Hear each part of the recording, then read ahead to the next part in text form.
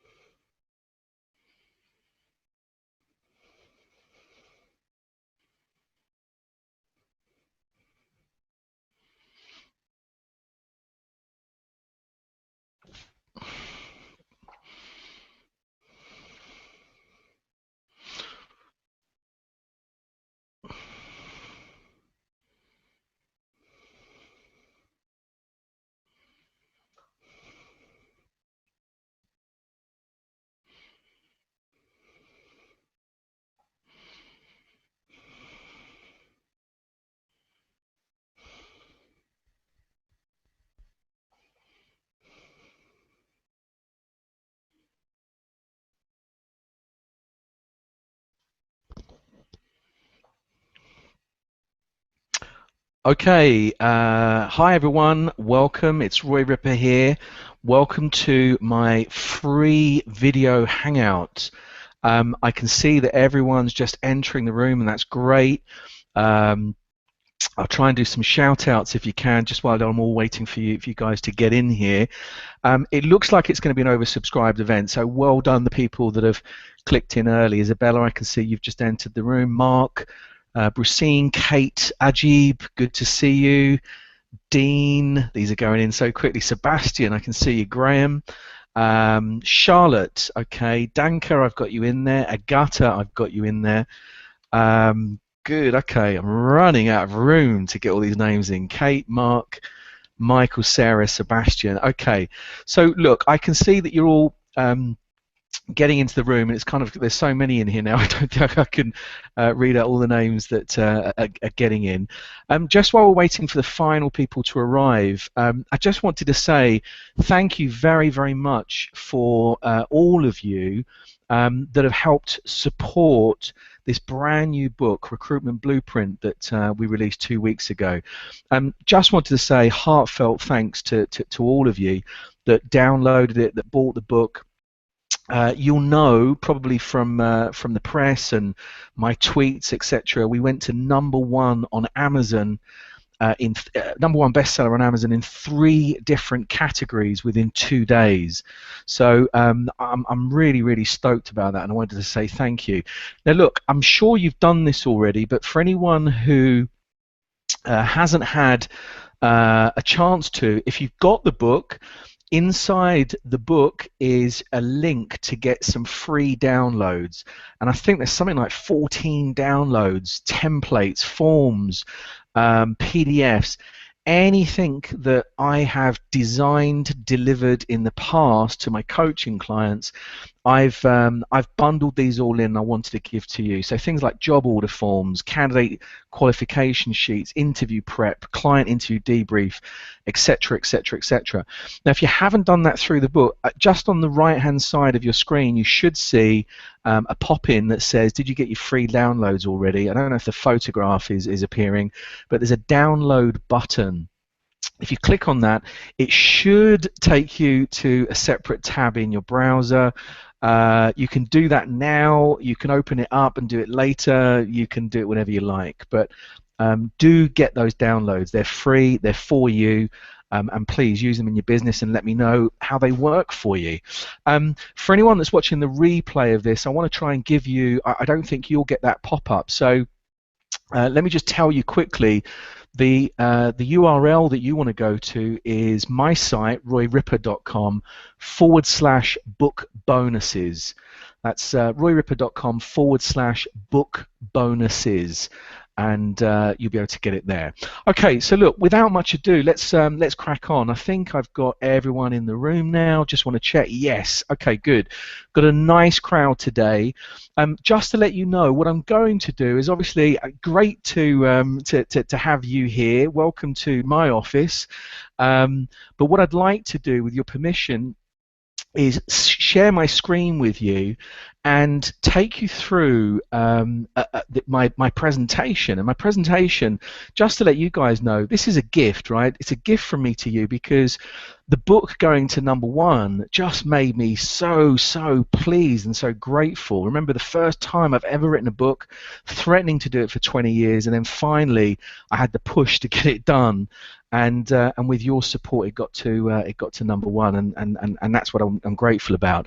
So I first delivered this particular content last year, November time, to my private coaching group, Recruitment Masterminds, and the reaction from it was so good. It was one of the most biggest subscribed ones that we ever ran, very popular. And then these guys have been using the techniques and strategies I talk about in here, so I wanted to give that to you. So without much ado, let me see if I can just share my screen with you. So I'm going to disappear off the screen, but you'll hear my voice, you'll see my slides, and then what I'll do is I'll come back in at the end. So again, you can see my face and hear my voice and see me chatting, etc. But for now, you're going to see me disappear. So hold on just 1 second. Let's have a go.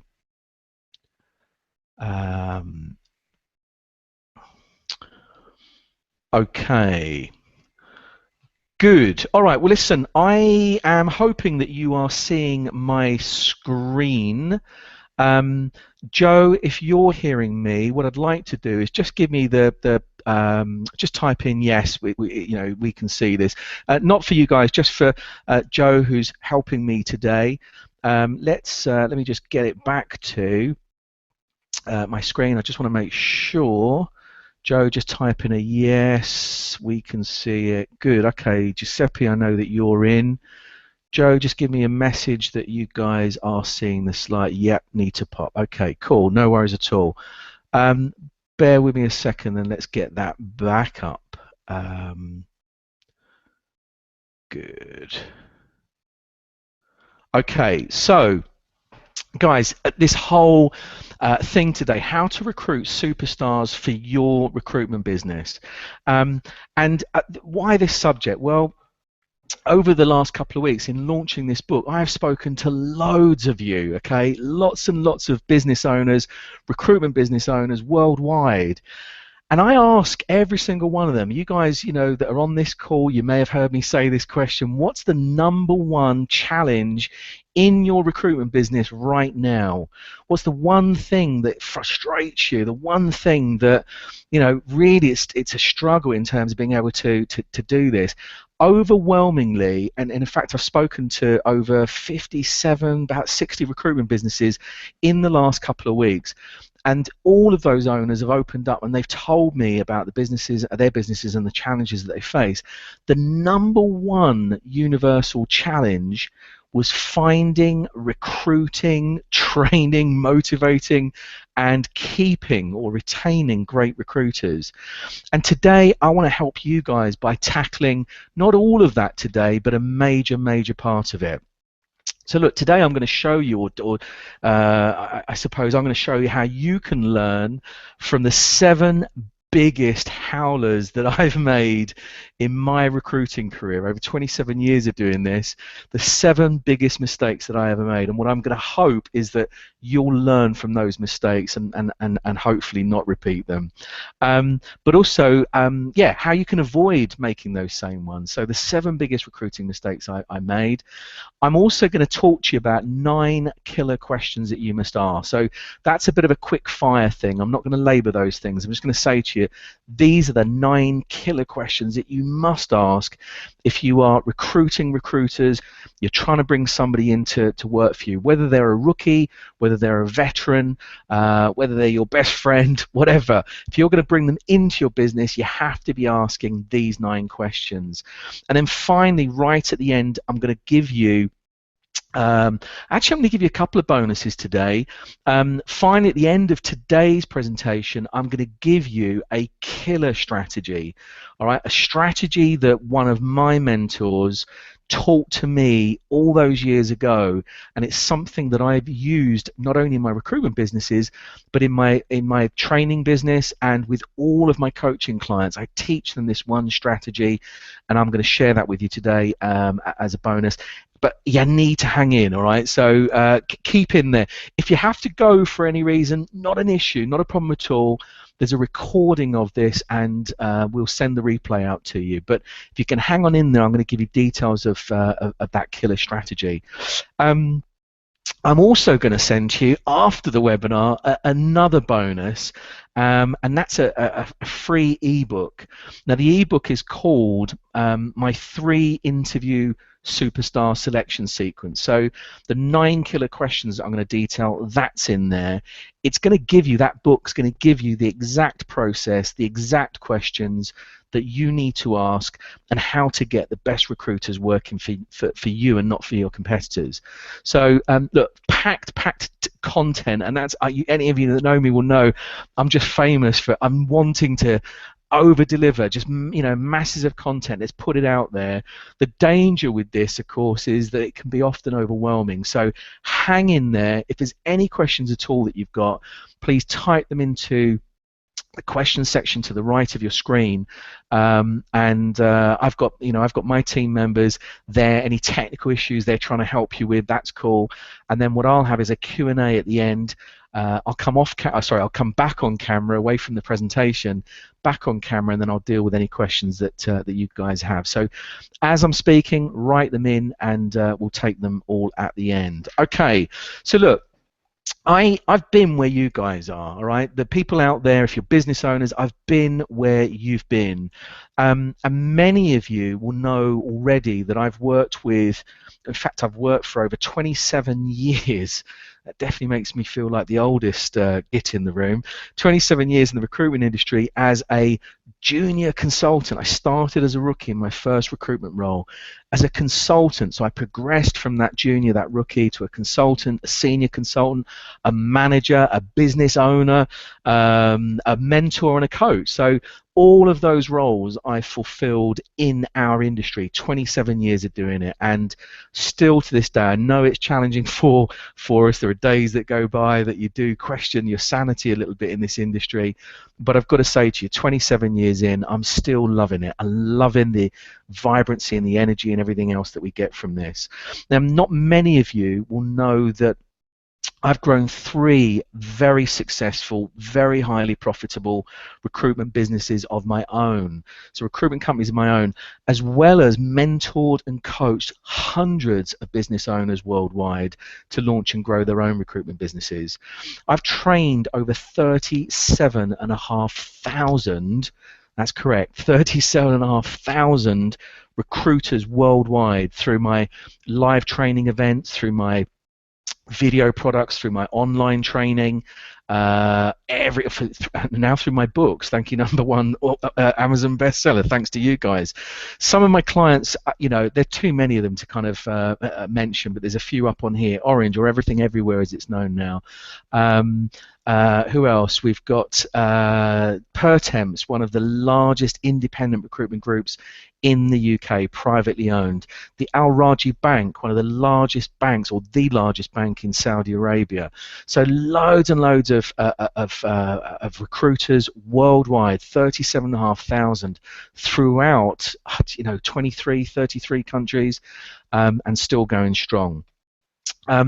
These are 3. I always kind of think it's one thing to have me saying to you, look, my training's good and everything else, but actually I like real people to sell it. So each of these people up on this screen, and this is a very small snapshot obviously, but these 3 people have all experienced the work that I do, and more importantly the results that my work gets for them.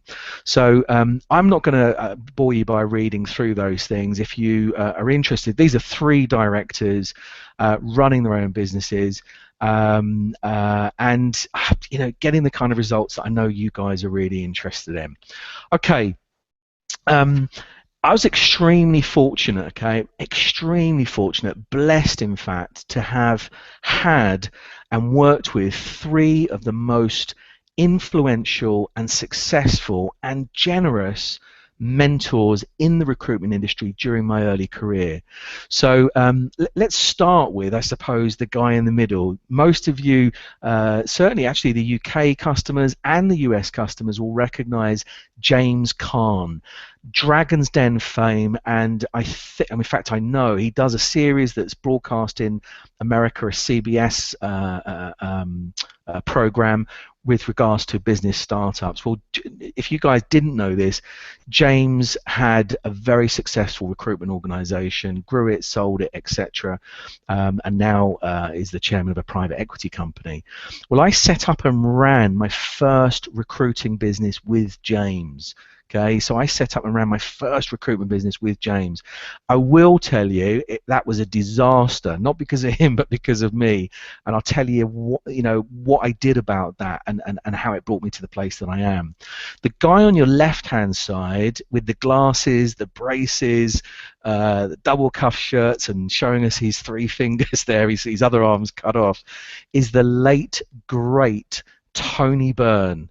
For our American cousins that are listening in, Tony, if you never experienced Tony, you've missed out on something. You know, if you can grab any of his DVDs or video products or whatever, brilliant, brilliant, brilliant. In my mind, probably the best, the greatest, in fact, recruitment coach trainer that ever lived. And I was blessed to have done my apprenticeship with Tony. So one of my earliest mentors. The lady to the right-hand side is Anne Swain, and for you guys that are based in the UK, Anne, you'll know, very familiar in our recruitment industry, prominent speaker. I've been around the recruitment industry longer than I have, in fact, and she was one of my earliest mentors. So, and she's the chairwoman, sorry, of APSCO, the Association of Professional Staffing Companies. You can always Google any of these guys, you'll find out all about them. So, look, I was really blessed to have those mentors, but let me tell you about that situation with that first business with James. I launched that business. I was a recruiter, okay, just like you guys. And you know, if you're a recruiter now, or if you're a business owner now, if you're a business owner now, you're probably a recruiter at one point. And like me, you were probably pretty good at it, you know, pretty decent at it. We knew how to make money. And we all go through that thing of, well, I'm doing this for somebody else. I'm pretty good at what I do. I know, I'll start a recruitment business. And we presume, I certainly did, that just because I was a good recruiter, I was going to be a great business owner or recruitment business owner. Wrong. It just doesn't work like that. You know, I was a recruiter. I knew how to make placements. I could smell money, and I could chase money. I knew what to work on, what candidates to speak to, how to qualify. Running a recruitment business, I don't need to tell you, business owners, is a completely different ball game. And even though I had the support of people like James and Tony and even Anne, it's like I just didn't know. So what I did, you know, one of the earliest lessons that I got from these mentors was, don't reinvent the wheel. You know, find people that are doing this and study. I've made myself a student of our industry. Any of you that know me very, very well will know that I am a voracious eater. No, I'm a voracious student of anything, any literature that will help me, my clients, my coachees, anything that will help further me and these guys in their careers. I'm just devouring that content. So on my Kindle, you know, I don't know how many books are on there now, but I've got 5 books that I'm constantly reading simultaneously. I flip between 5 different books. God bless Kindle. Right, so I studied it essentially, and look, I know you've read the book, that my story is there in terms of where I was brought up and all that kind of stuff, but essentially what I did was I found out how the most successful recruitment businesses ran, how they operated, and I modeled it. I came back to that business with James, and together with our third partner as well, a guy called Tony Cox, we absolutely smashed it. Okay, we got some phenomenal results. phenomenal results, not only in how I recruited, but more importantly, in terms of growing a recruitment business, by attracting great people to come and work with me and to stay working with me. That was one of the challenges. In my first company, in that first business with James, I recruited 6 star billers in my first 9 months. Now, star billers is like, people go, oh, is it 100,000? Is it this? Is it $1 million? Whatever it is. It's whatever's relevant in your industry. In that industry, the fees were traditionally very, very low, but we carved out, just to let you know, when I came back to that business, I took my specialization from an industry average of 12.5 to 15% contingency to 30% retained fees 100% of the time. So that business that I grew with James and with Tony was phenomenal. And I've got to say to you, it's not the only one. The last business that I was involved in, I went to work for the UK's largest, UK's second largest recruitment business, a £350 million turnover PLC. I set up and ran their executive search division for them, and there I had 25 consistent revenue generators that I handpicked, trained, developed, and managed from scratch. So this system works. Now, I'd love to say that my selection system was foolproof and that I never got it wrong. I did, okay, but I learned from my mistakes, and I continue to learn. People will tell you I'm really humble. I never ever think that I've cracked it, because I haven't. The moment you think that, something else will come along and bite you on the backside. So I never assume that I know everything, and always, despite whatever systems I have and every procedure I put in, there'll always be the anomaly. But this selection system, the techniques and the strategies I want to teach you today, are the exact ones that I've used in all of my recruitment businesses, and they're the exact ones that I teach my private coaching clients to use within their businesses, and they're getting phenomenal results too. Now, look, you're going to really enjoy this webinar, and you're going to learn some of those things, as I said, that I haven't revealed outside those private coaching clients. If you want to go deeper with this material that we cover today, at the end of the webinar, I'm going to open up registration for that coaching program that I mentioned earlier, Recruitment Masterminds. It's only for directors, it's only for owners. If you're a recruiter and you're not an owner, you can't get into this one, okay? But there may be something else for you guys, but just not right now. But it's for business owners only, and at the end of today, I'm going to invite just 5 of you, okay? And I'll explain why only 5. It's an existing group. The numbers are really, really strictly controlled, so I'll explain that later. But look, I'm going to encourage all of you, stick with me until the last 2 minutes of today's session. I'm going to walk you through that number 1 technique or strategy or approach that I use personally to determine whether someone's going to be a success in recruitment or whether they're going to be a failure. It's almost, there's not an exact science to it, but I've got to tell you, this one strategy demonstrates really, really clearly whether someone's going to cut it or whether they're going to be a complete dud, all right? So stick with it till the end. I'm going to share that with you. Let's get on with the session. So look, there are 2 major, actually, just before I do get on with the session, let me just go back and I just want to make sure that you guys, good, okay, I can see that you're all asking Joe questions. Do me a favor, write in the chat section there 1 word that just describes how your day is going to be if you're at the beginning of the day, or how your day has been if you're towards the end of your day, if it's the afternoon for you. So just 1 word that describes it. Type it into that chat section, and whilst you do that, I'm going to carry on with the presentation. What that will do is it engages you guys. It tells me that you're listening and I've got your attention and you're not firing off emails left, right, and centre behind you.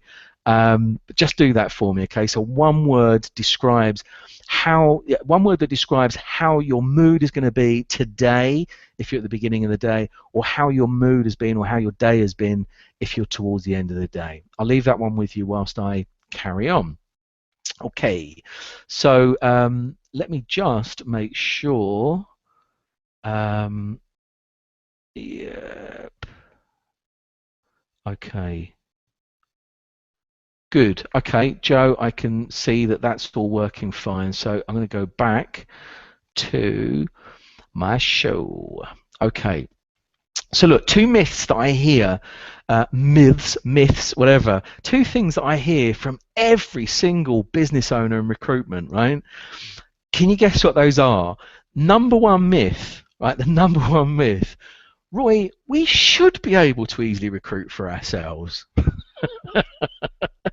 And the number two, you never really know how good someone is until they start working for you. Now, even though I know they're myths, they're actually truisms, aren't they? I know that they're truisms. Sorry, I didn't mean to advance those slides quite so fast. You know, isn't it a massive irony about our business? I just want to check to see. Bear with me just 1 second. Yeah, that's cool. I know you're getting that PowerPoint. Hold on a sec. And so sorry just for the slight interruption. I'm just trying to make sure that you guys have got this. Yeah. And I can still see your your questions as well. Nicholas, I can see you're in the room. Good to see you, man. Okay, so look, these two myths. Isn't it an irony that we can recruit absolutely superbly well for our clients and get paid for it, but when it comes to recruiting for ourselves, we struggle more often than we get it right? Is that true for you guys? I just used to think it was bizarre. You know, I don't know about you, but I've pulled off some amazing placements for my clients. You know, I've placed candidates that other people probably wouldn't touch, you know. And it wasn't that I was a massive hero or something, but I was good at what I did in the same way that you guys are good at what you do. But boy, I've made some real howlers, real howlers. In 27 years of working recruitment, you can imagine I've interviewed and employed a massive number of recruiters, you know, across lots of different specializations in lots of different countries. And I've learned some stuff. You know, unfortunately, I made some big mistakes, and it's those that I'm going to share with you guys today. So I hope. Let me just pull that off to the side. Good. Okay. So I hope that you can still see my screen. Let's have a look. Okay. So I've changed the names of some of these guys. So I just to protect their identity, and also I know that some of them actually still work in our industry. So I don't want to upset them, and I don't want to upset you if you've got any of them working for you. But look, let me tell you about Pete the Pro. Okay, Pete the Professional. One of the biggest mistakes that I ever made was being fooled by this guy. All right, he looks cheesy, doesn't he? Pete the Pro. Pete was absolutely fantastic on paper. All right, he was even better at interview. He'd worked in recruitment. Pete had worked in recruitment for about 10 years, and for some massive recruiting companies. His figures, his stats were impressive, and he swaggered through my selection process, telling me that he was going to smash targets. And what was his other one? I'm going to just think about all the words. He used to say to me, well, I'm going to shake up the other recruiters working with you guys. And I'll be honest, I was flattered. You know, my first response, I was absolutely flattered that this guy had chosen our little firm, given the brilliant experience that he had. And I was looking forward to have a consistent biller on the team. You guys would too, right? How wrong was I? How wrong did I get that? Pete was, forgive my swearing, but Pete was a bloody nightmare from day one, okay? During his induction week, he proceeded to tell me how rubbish our database was compared to the one he used in his last company, how terrible the other consultants were, why our adverts don't work or didn't work. He blamed everyone else but himself, you know, everyone else for his poor activity but himself. He's always offering you know, we didn't ask for any of these opinions, but unsolicited opinions on other members of staff. And I'm sure when my back was turned, he was probably doing the same, you know, talking about me. Pete had more, this is a shocker for me, right? He had more candidate dropouts, and we had to issue more rebates in his first 6 months than our entire company our entire company had in the 3 years prior to working with him, prior to him joining us. My biggest mistake was letting Pete stay there for 8 months, and I'm really embarrassed to say that. I'd like to think of myself as a good manager, a good owner, but we can still be good and still make mistakes, right? At first, I've got to admit, I didn't stand up to him. And that's because I was scared. I was scared not of him, but of losing his potential revenue. And potential, in very, very capital letters, because we didn't see any of it. It was potentially always going to be good, but realistically, and in fact, we didn't get any. All right. Eventually, I had it out with Pete, and to his credit, actually, I found out he did respond to authority. I just should have got hold of it earlier. He left shortly afterwards, but I still see him popping up at different recruitment companies and different events and conferences I go to. So look, why am I telling you about Pete the Pro? What I learned and what I want you to take away today is never, ever let it slide like I did. Never ever let it slide. Nip it in the bud, take action. That niggly feeling that I had within in fact, even before I took him on, but within days of him coming on, that induction period, him telling and moaning, him talking about other people, him blaming other people, I knew in my gut that he was wrong. But actually, I let it slide, and I'd like to say to you, I'm never going to do that again. Just learn from my mistake. Beware the old pro.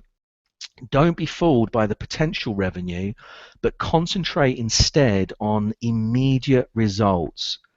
Sometimes it's easier to train someone brand spanking new from scratch than it is to try and educate somebody that's got really bad habits. Now I'm laughing as I've brought this this guy up. Meet Mike the manager. He looks impressive, doesn't he? Hand on the hip, and showing us all of these charts. What is that? Some sort of graph, I think he's doing there. And he looks very impressive, doesn't he?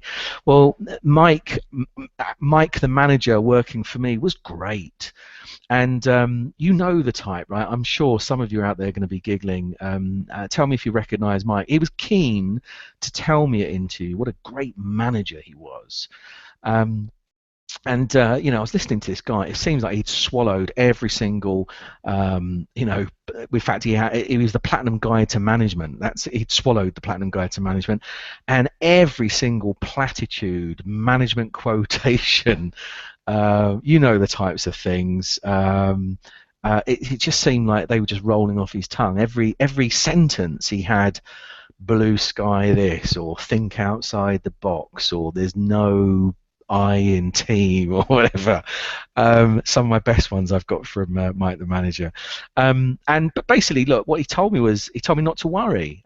He told me that he's going to have my back, and he would quickly whip the team into shape. These were all the promises that he made.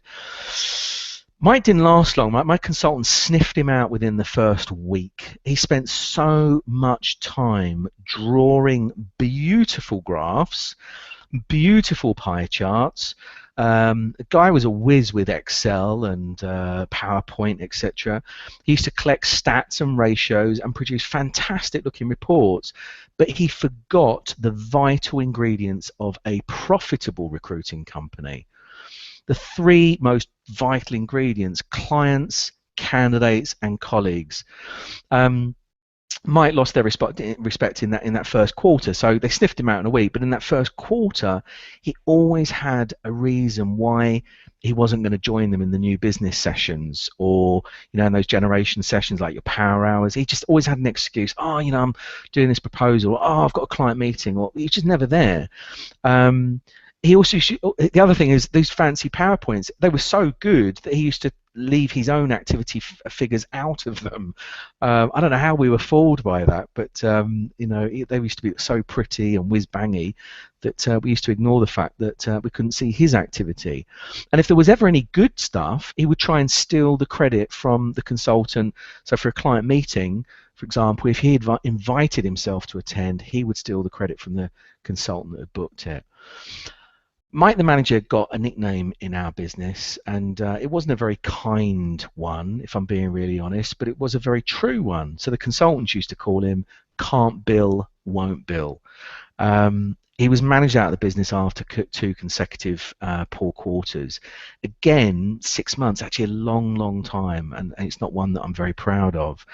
The lesson for all of us in this is managers lead from the front. They lead with activity and they lead with revenue.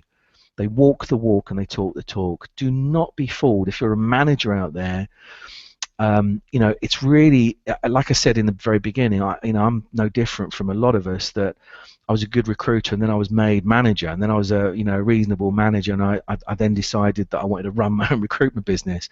I wasn't qualified for any of those things. I either had to learn quickly or fail spectacularly, and I did both. I don't know if you can. Can you learn spectacularly and fail quickly? Yeah, you can do those things too. Where possible, business owners, where possible, promote your managers from within, but skill them up first. Okay, if you've got somebody in mind, start working with them on their management and their leadership skills, etc. Way ahead of the game. Don't promote them. Someone's left, someone's died, whatever, and you just promote somebody and you haven't given them the tools for the job. That's unfair. It's probably, how Mike got into the trouble that he did. Remember that your top consultant won't necessarily be your best manager. I was explaining to somebody this the other day that, what's interesting, having worked in it for 27 years, I'll tell you the basic trait of a big biller recruiter is selfishness. And I don't say that with any, sort of, what's the word, axe to grind or whatever. As a recruiter, I was selfish, but selfish in the way that a goal poacher would be. Somebody that sits around the penalty area and is looking for the tap in, is looking for somebody to get them in the ball so they can take it over the line. A goal poacher. And goal poachers would sell their grandmother to get that ball over the line. That's what a good consultant is about. Someone who's selfish, that's focused, that's driven. Those are the more positive words obviously to use. A manager is almost the complete opposite of that. A manager is generous of their time, generous of their knowledge, just generous. But the mistake I think a lot of new managers or new owners make is that they take their eye off the ball in terms of their own personal revenues, and what happens is that their revenues suffer. The consultants that they're mentoring or training or whatever, they never quite reach that gap or bridge that difference in revenue, and so your whole business, the team or the whole business, it goes down. The revenues suffer, and then it's the boom and bust thing that we're all very, very, very familiar with. So remember, your top consultant won't necessarily be your best manager. It requires a very different skill set. Let me tell you about this guy, Stefan. Remember, I have changed his name, but it's not that far off. Stefan, I used to call him the Sloth, the Sloth. I don't know if you guys would say that. I took on Stefan as a sales manager. I thought he was absolutely brilliant at interview. All right, I thought he was brilliant. We shared a similar interest in sports. He liked football. I liked football. He had a really dry sense of humor. The guy could just crack me up with just his look. He didn't always look this asleep, but he was very relaxed. He was very laid back. He was just a decent bloke, and I liked him. I took him on. The problem was that he was really lazy. He couldn't be bothered, all right, in any aspect of his life, his work, his personal life. He was just lazy. Stefan would rather have sent out 100 emails than pick up a phone and speak to somebody. Now, call me old school, but I can't get my head around that. I'm all for technology. I'm not a dinosaur, despite contrary opinion. I embrace technology, but not to replace communication, but to speed it up, to get more done, to make us more productive, more efficient, not to replace. I absolutely wiped the floor with him one day when I caught him negotiating fees with a client via email. I'm like, what are you doing? You guys all know this stuff. I know I'm not teaching rookies, but my point to him was, how can you see what your clients, or my client in that instance, what their reaction is to your offer? You can't see the whites of their eyes. You can't hear their intonation in their voice. So you're making offers by email, and that client is countering them, and all you're doing is just giving away. I was really, really cross. Finally, on Stefan, I will tell you his favourite catchphrase. Do you want to know what it is? I mean, I'm laughing now. It used to really make me cry because he was proud of it. He actually had it, I think, stuck to his computer monitor. Stefan's favourite phrase was, "I love deadlines." That was it. I love deadlines. And underneath, I like the sound they make as they whiz past my head. I'm not kidding, right? This was a guy. My fault my fault was that I let my personal likes influence my decision to recruit. I put a halo around this guy. You guys all know about halo and horns. I put a definite halo around this guy. But not for long, right? So but one of my difficulties, and again, if you're an owner that's got somebody like a Stefan sitting there, the change actually happened when I had my first child, because he was, a little baby, and Stefan was working for me at the time, and I used to come into the office after being with my, first son, my first child, and I used to look at Stefan. And before my son was born, I just used to tolerate everything. I suppose I was in a good mood because the baby and everything. But when my son was born, I used to come in and I used to see this guy just sitting day after day, never picking up the phone. I looked at his call stats. I looked at, his KPI. He just wasn't picking up the phone. And when I had that child, it's like all of a sudden, I made the connection in my head that he was stealing food from my kid's mouth. It wasn't true, because my son wasn't eating food there, but that was the connection that I needed to make, that this guy was actually robbing me. And he wasn't, he wasn't a dishonest person, he was just a lazy person. But look, essentially I put Stefan on micro reporting, daily management, KPIs. Eventually he agreed he couldn't do the job, and we both moved on. He left. Now my advice to you, okay, so what can you learn from this? Don't take on low energy, passive people in your business. Just don't touch them. All right, don't touch the person that comes in and like slouches over the chair. Don't touch them. I could see that with Stefan. He was so laid back, his neck would have snapped at interview. I shouldn't have employed him. Don't just take on someone because you like them, even if they can get you tickets to the team. And funny enough, he actually didn't even get me the tickets. Right. Let me introduce you to Interpol Ian. All right, for our American cousins over there. Interpol, I suppose, would be the equivalent to your Federal Bureau of Investigation. Interpol is like the European version of that. Now, this isn't strictly a mistake that I made for myself. So I didn't employ Ian. He was someone that I placed, right? But the story is so bizarre that I really wanted to share it with you. So it wasn't necessarily my mistake, but what did I learn from it? It's the most important thing. Let me tell you about this guy. I placed Ian as a general manager for a major fashion retailer at their flagship store in Kensington in London. This was their busiest store, right? So absolutely, it was like their flagship, beautiful looking, brand new. This guy was good. My client was delighted with his performance in the 6-month build up to Christmas, which was their busiest trading period, as you can imagine. Ian broke all previous turnover and profit stats for similar sized stores within their organization, and they loved him so much that within 6 months they were talking about grooming him for a possible director's role, until I received a call from the ops director, who I'd known for a long time, long-standing personal client, friend in fact of mine, just after Christmas. Right, so it was Boxing Day, or the day after, but sorry, Christmas Day. It was the 26th, 27th of December that he phoned me, and he explained that the Kensington store had turned over more money in the last 2 weeks than any other store in their, I don't know, hundreds of stores that they had. And it had broken, he had broken the all-time takings record for that company. Now, I must admit, I'm getting this call, the day after Christmas. I thought I'm in for a bonus. So I'm like, I've spent all my money at Christmas. I'm like, oh, wow, clients phone me just after Christmas to tell me how much money they're taking in this store because of this guy that I placed there. Woohoo! And I was spending the money. In my head, I'm like, wow, I'm going to take this out to the January sales and spend some money. Unfortunately, well, in fact, I tell you what, he told me at that point the reason for his call was to ask what our guarantee period was And did it cover major fraud? Okay. Now, I know all you recruiters out there, you'll be blessing yourselves and a real sigh of relief to know that the candidate, our rebate period wasn't 6 months. I think it was 12 weeks, and our rebate guarantees certainly didn't cover major fraud, because I'd have had that thing that you guys had in. What is it? References are the responsibility of the client, right? I know that's in there.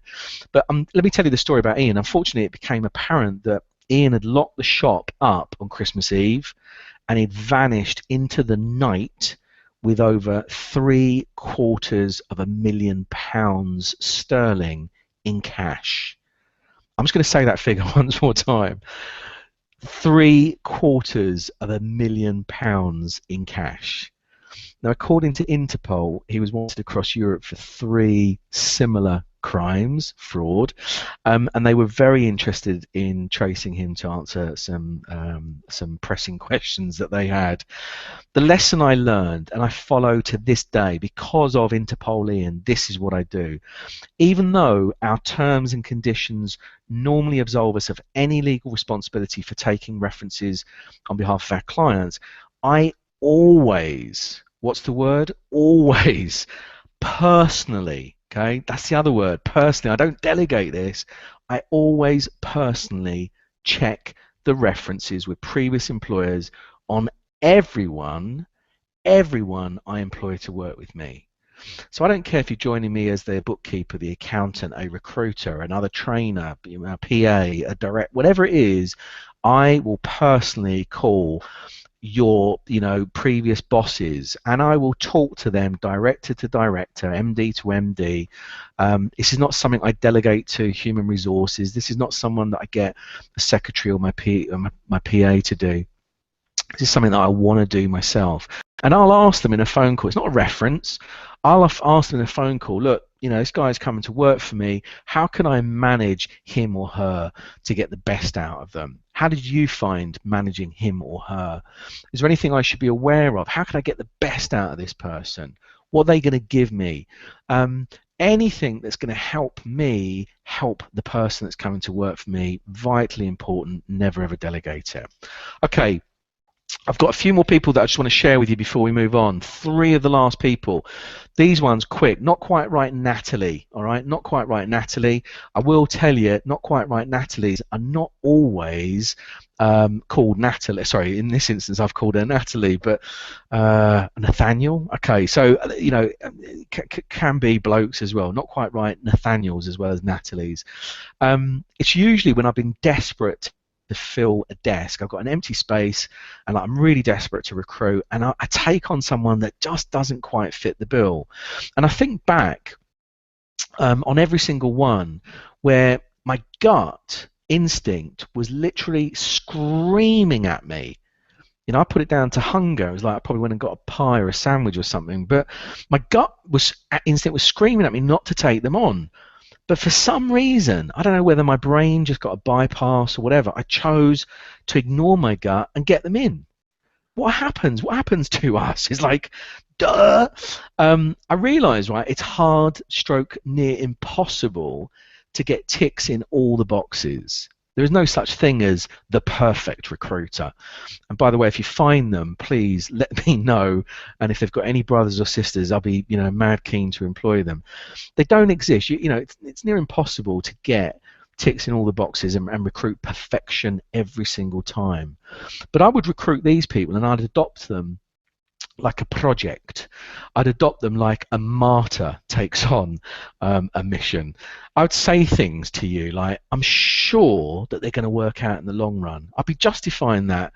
I'd be saying that thing right up until the time that we get rid of them. I'm sure they're going to work out. I'm sure they'll be okay. We just give them enough time. The other one I used to say is, and I'm kicking myself now, I'll get them billing even if it kills me. How often have you said that? I'm get this person billing. I'm good. I'm good at developing people. I'm going to get them going, even if it kills me. Invariably, it does, and at the very least, it saps your energy. All right. So not quite right, Natalie's. You put more effort, more time, blood, sweat, and tears into dealing with a situation. and it never gets right. Okay, it's never going to get right. The lesson for all of us: never, ever, ever, write this one down.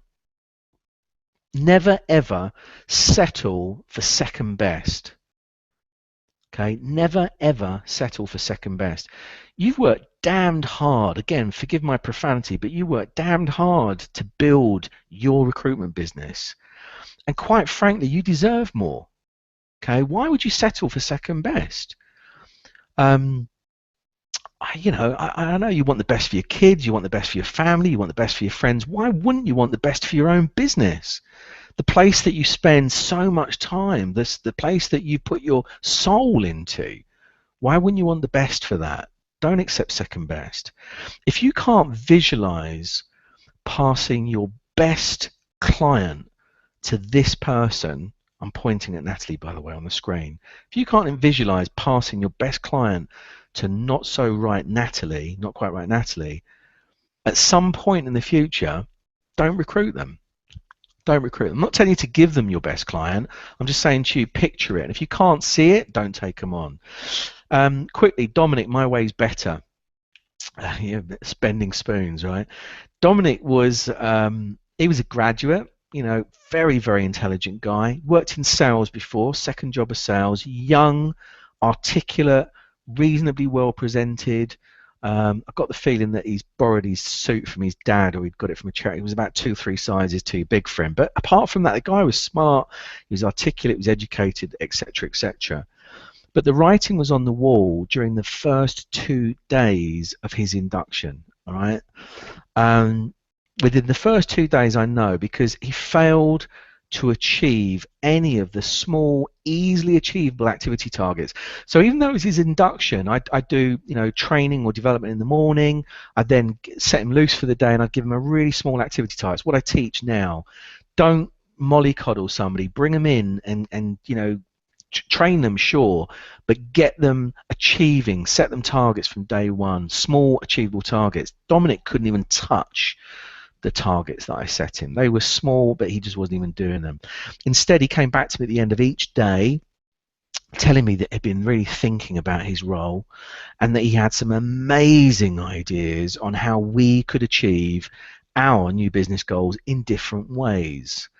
Different to the tried and tested ways that we'd worked at our company very successfully for the last 3 years. Dominic was like, wow, I know how to do this. 2 days training, 2 days, in fact 2 half days working it. But look, I didn't want to rain on his parade. None of us do, right? We have young young people in front of you. They're enthusiastic. You don't want to, rain on their parade. So, but I had seen it before. People who try to change the system before they understand the system, and in my experience, they rarely ever work out. You'll get the odd anomaly, I'm sure, the odd Richard Branson that will come along and say to you, look, the way you're doing it is wrong, maybe you should do it this way, and that's cool. If you get them, great, let's go for it.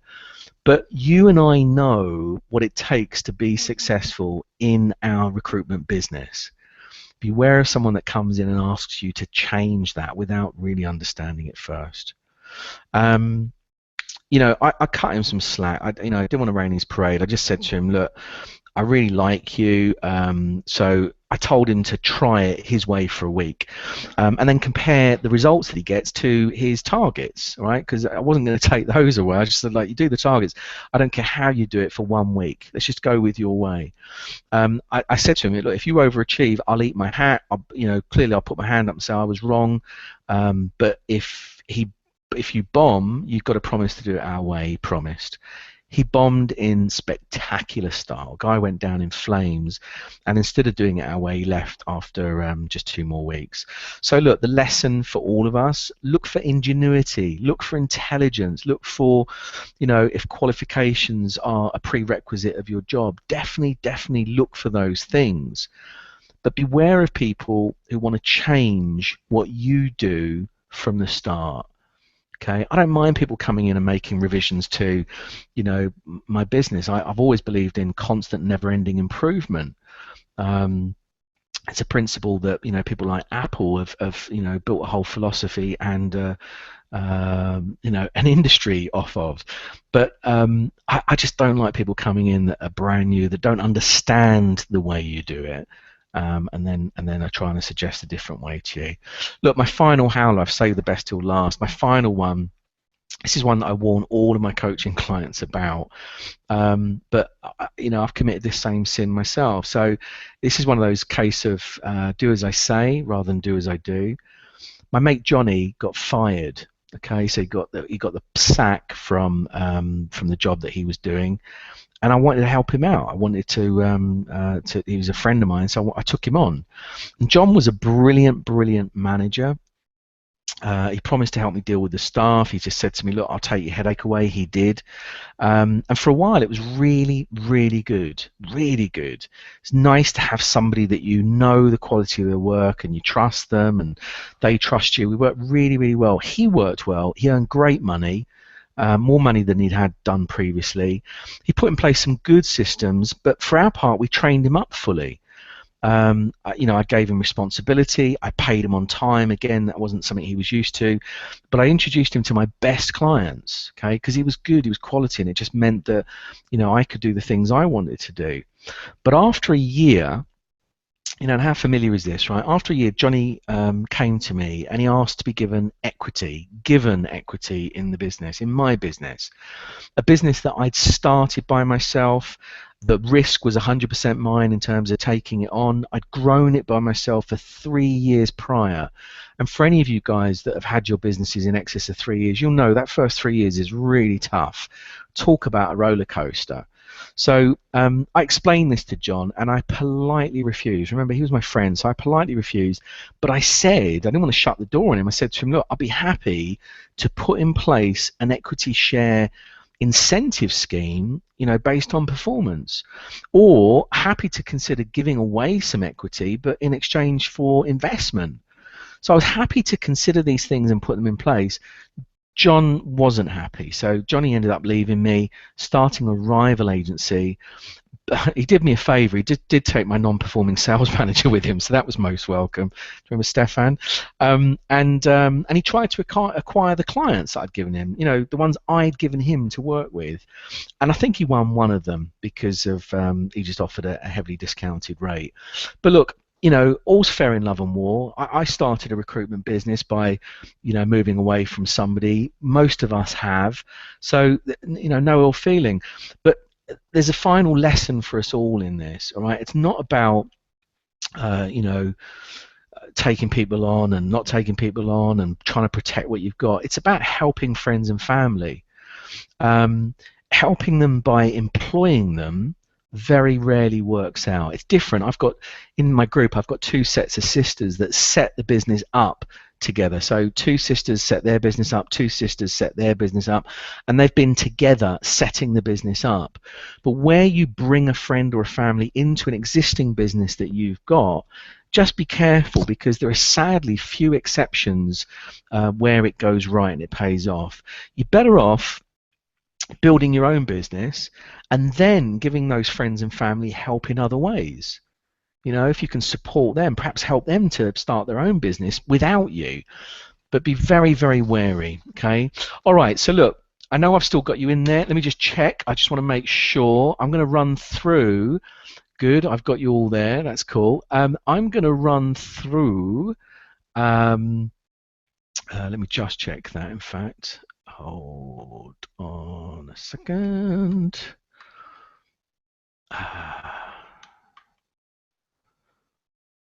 This is me, not the biggest technical whiz in the world.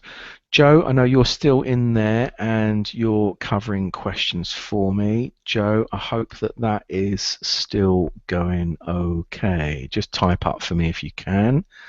That'd be good. Okay, listen, I'm going to carry on. I'm going to deal with these 9 killer questions that you must ask to determine who's going to succeed and who's going to absolutely flop, all right? By the way, these questions that I'm going to give you, I'm going to run through them quickly. They're included in that 3 interview superstar selection sequence, that ebook that I wrote. I'm going to email you the PDF immediately after this session ends, all right? So you're going to get an email from me. Watch out for it in your inbox. Mark it as a safe sender or safe list or whatever it is that you have, because I want to get that through to you. Very, very powerful book. It's sold, I can't remember, I think for about £10, £17, something like that. So I'm going to give that to you free, the PDF for that particular book. So 9 killer questions. Just go through them, rattle through. The first one is, what do you want? Now this is intentionally vague, all right? I don't want you to just hit them with it as they walk through the door. So what do you want? It's not that, but it's intentionally vague. You know, what do you want? What are you looking for? What is it that you want from a career working with us? Look for an answer that indicates a striver, a go-getter, someone that's ambitious. You really want to hear that. You know, what you don't want to hear is, what do you want? Well, I'm just looking for a job. You know, I've heard that one before. It doesn't really inspire me to want to take them on. Second question, if you could have any job you wanted, what would it be? If you could have any job you wanted, what would it be? Look for an answer here that indicates desire. Desire for power or money or excitement or progression or something. But, you know, you're looking for someone that's just like really fired up. If you could have any job, what, you know, and you know the best ones. I've had people go, I want your job. You could have any job you want. What would it be? It'd be, I want your job in 2 years or 3 years or 5 years. I want to be sitting in your chair. I want to run a business. You know, don't be scared of that, by the way, owners. If somebody comes and says, I want to own my own business, brilliant, embrace it. Don't get protective, support them, make them the best damn advert for your recruitment business that there is. And you never know. Sometimes there are things when you develop somebody through a business, you do it properly, but when you develop them, there's a chance for you to invest in creating a second business that's headed up by somebody else. You know, maybe you're the major equity or a major shareholder or whatever, but look for that kind of opportunity. Right, question 3, is money important to you? Answer, the only acceptable answer I want you to hear is yes. It's the only acceptable answer. Beware if someone says, no, you know, money's not my God. I've heard that one before. In fact, I probably said that at once in my interviews. Money's not my God.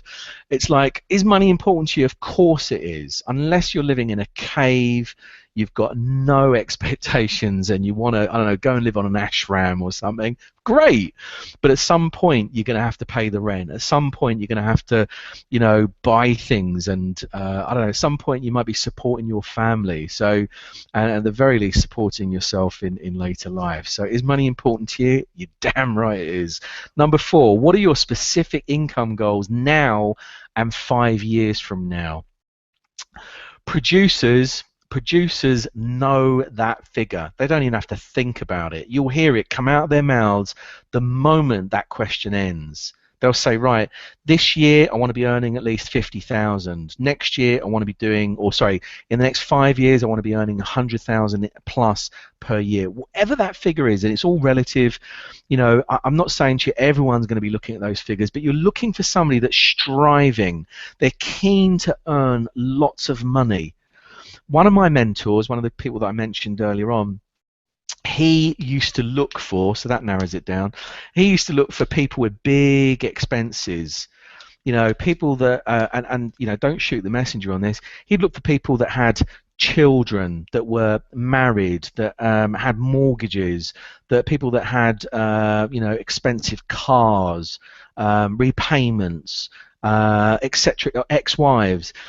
He'd look for people that were loaded up with expenses, because his reasoning, and actually he was proven right time and time again, right?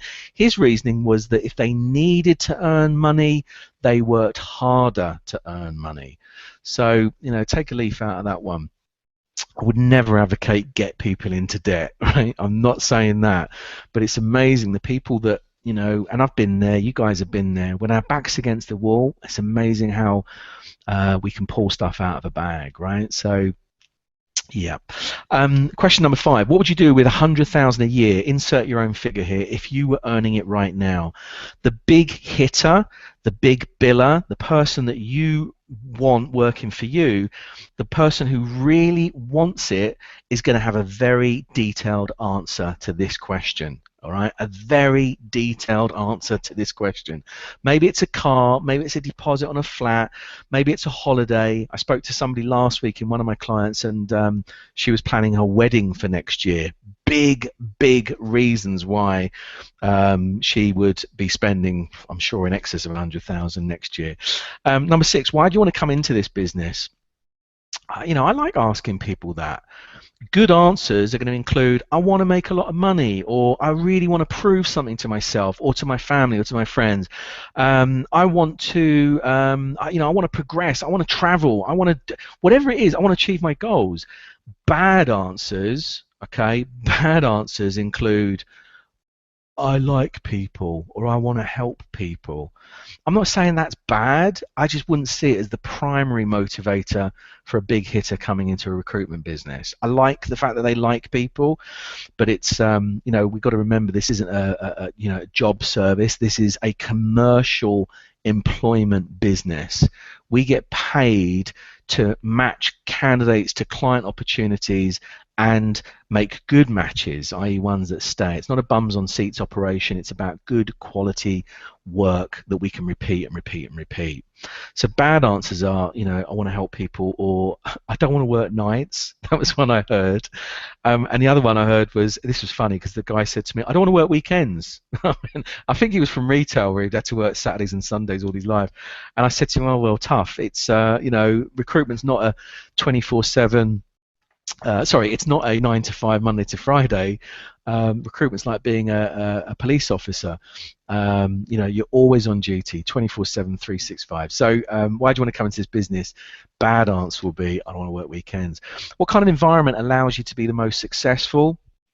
Really simple. Whatever they tell you, it should be like your environment, or one that you can easily create. Beware of people say, I really like it to be quiet, because when it's quiet, I do my best work. I don't like stress all around me. I like it really quiet office where you can hear a pin drop. No, not good for you, unless you're a library, and then you wouldn't be running a recruitment business from there. Right, final question. Sorry, not final question, penultimate question. Are you persuasive? Again, there's only one acceptable answer. Shout it at your screen. It's yes. But then ask them, this is the most important one. It's not that question, are you persuasive? It's your secondary question to that, almost like 8A. Ask them to explain or justify why. So are you persuasive? Yes. That's interesting. Why do you describe yourself as that? If they say, are you persuasive? No. That's interesting. Why do you say that? Just get them to justify whatever answer they've given you. All right? Are you persuasive? I'm hoping that it's going to be a yes, and I'm hoping that they're going to be able to convince you that they are. Final question, your 9 killer questions. Describe your greatest success and your greatest failure. Describe your greatest success and your greatest failure. Beware of the person that says they've never failed. Right? I always smile when I get those in the room. It's like, no, I've never failed in my life. It's like, oh, that's a shame, because I don't know about you, but I always learn from mistakes. Babies don't learn to walk just suddenly one day jumping up. How do they learn to walk? That's right, by falling down. So, I like people that have had some failure in their life, because it's about how you respond to that. It's about how you get up and, face those demons and get back on with it. And that builds, strength in adversity. So good. Okay. Those are your 9 questions. Remember at the very beginning of today's webinar, I said to you, I made you a promise, and I said to you at the beginning, I'm going to give you one killer strategy that I've used to determine winners and losers during interview. I never, ever, ever leave this strategy out. I told you earlier about some of my amazing mentors and who helped shape my early recruiting career. I learned so many things from each of them, all right, loads and loads of stuff. But one thing that sticks in my mind, of all of the things they taught me, one thing sticks in my mind above all the rest is something that Tony Byrne gave me that I want to give you today. So I want to share that with you today. It is part of, again, that 3 interview selection sequence. I think it's featured in there. So, by all means take notes and write the stuff down now, but when you get that booklet, you should be able to see it in there as well in its entirety. So, here's the deal. when you're interviewing a potential new recruiter for your business, whether you've asked them the 9 killer questions or whether you've got your own format, it doesn't really matter. But when they've done that kind of interview with you, and you're in the interview, you've done that interview with you, I want you to, there's a couple of things that I mentioned in the book, but one of the things I want you to do is give them a work test. Now, that sounds really boring. You're thinking, oh my God, this was the killer strategy. You're going to get them down in front of a computer and type a few words. No, this is a work test on steroids, okay? What I want you to do is I want you to give the rookie a completed job brief or a complete job brief. Now, you veteran recruiters, you know exactly what I'm talking about, okay? I don't want a job description. I don't want War and Peace. I don't want a 4-line job description that's the client has sent over. I want a complete recruitment brief. You guys that have got the book downloads, you'll know I've got a template in there for you. Client brief, I think we call it the client brief, dummy template or blank template. That's what I'm talking about. It's one of those completed. So lots of information, the fullest information that you've got. I also give them the job brief, get them to read it. I then want you to give them 15 CVs of candidates on your CRM, on your database that could do the job. All right, let's make it really easy. This isn't a, let's check their Boolean search strings or whatever. I'm not expecting that. I want you to make it really easy for them. Give them a job brief, give them 15 CVs, and I also want you to give them a mini script. All right, I'm going to word that script for you now, but I want you to give them a mini script. Now, before you give them the script, I want you to look at your own job brief, and I want you to write down 2 to 3 reasons why the opportunity is brilliant that you've given them. Okay, I want you to make it really easy so that the rookie can just literally read these 2 to 3 reasons. And you know the stuff I'm talking about. This is a brilliant opportunity for someone to join a company, ground level. Within 3 years, they'll own a chunk of equity. This is a great opportunity for someone looking to establish themselves, in this growing marketplace. Greenfield opportunity, blah, blah, blah, right? So you're going to write this stuff down for them. Now, look, the script, I'm going to give the wording to you, right? So if you want to write this down, it's something along the lines of, hi, Bill. Bill is obviously the person on the CV, right? So the candidate, the candidate's name that's on the CV, right? So insert name. I'm a research assistant for Roy Ripper. Obviously, insert your own name. Don't get them to use mine. It would not work too well. People always just be laughing at the names, like Roy Ripper. Yeah, you just made that up. So, hi Bill. I'm a research assistant for Roy Ripper. Roy's doing a search for a senior analyst. Insert job title. Roy's doing a search for a senior analyst. He's asked me to give you a call because you might know someone who'd be a good candidate for this position. Then have the rookie sell them 2 to 3 reasons, the reasons that you've given them, why the role is good, why the opportunity is good that you've given them. So they prefix those reasons with that little intro script. Their outro statement is just 4 words. I want you to write these words down. So they've given the prefix script. They've then given the 2 to 3 reasons why the opportunity is absolutely brilliant. The final 4 words are, you probably guessed them, who do you know? Question mark. Not do you know somebody, because that's it's a closed question. I'm not anti-closed questions. They're great when you want to close someone. But who do you know is a lovely open question. It will get you, hopefully, lots of lovely open information. So let's give this person the best chance. Now, that work test, okay, and the way that I set this up with them is I'll say to them, look, I'm actually going to get you to be a recruiter for the next half an hour. They're like, wow, bit scared, bit trepidation, but wow, this isn't me grilling them in an interview and shining a light in their eyes and saying, sell me the inside of this ping pong ball. This is a work test, and I want to see them perform. This is much better than any artificial role play that the ones that sell this position to me. That's like, it's not bad, but this is better.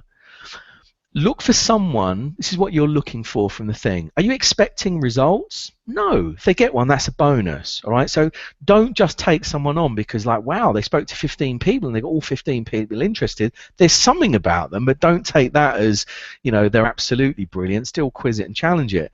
But conversely, if the person doesn't convert any of them, that's not, you're not looking for a direct result in order to take them on. Don't expect perfection. What you're looking for is someone who gets on and picks the phone up. I love watching people do this exercise because some of them will be like, brilliant, thank you for that. Read. Right, where's the phone? Picking it up, dialing. They just jump straight in, fearless, no fear. They don't care if they make an absolute ass of themselves. They're just going to play full out, all right? I can work with that. Don't expect perfection because you and I together, we can train that. Look for aptitude, look for confidence, look for enthusiasm. Because those skills, those are traits, those are characteristics. Skills, recruitment skills, we can teach those, all right? You and I together can teach those. The book that you've got is giving you instruction in terms of how to do that. So look, I can see that you guys have got some questions in your box. Let's have a look. I'm going to bring that back up. Sorry, that screen's just disappeared for me. Let's have a look. Okay. My questions are just coming up onto my screen.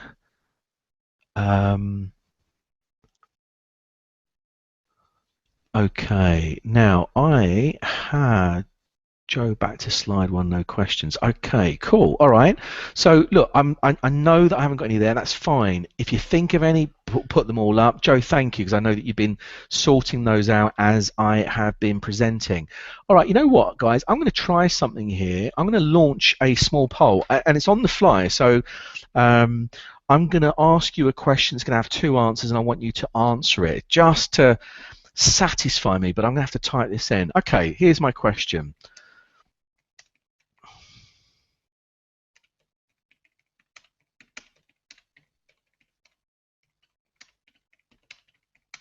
You can probably hear me typing, and that's good. I haven't launched it just yet. I'm having to type this in, and here are my answers now. Possibly. Okay, good. Right, watch your screen. On the right-hand side of your screen, a poll should appear. Hopefully you're getting that, and I'm going to ask for you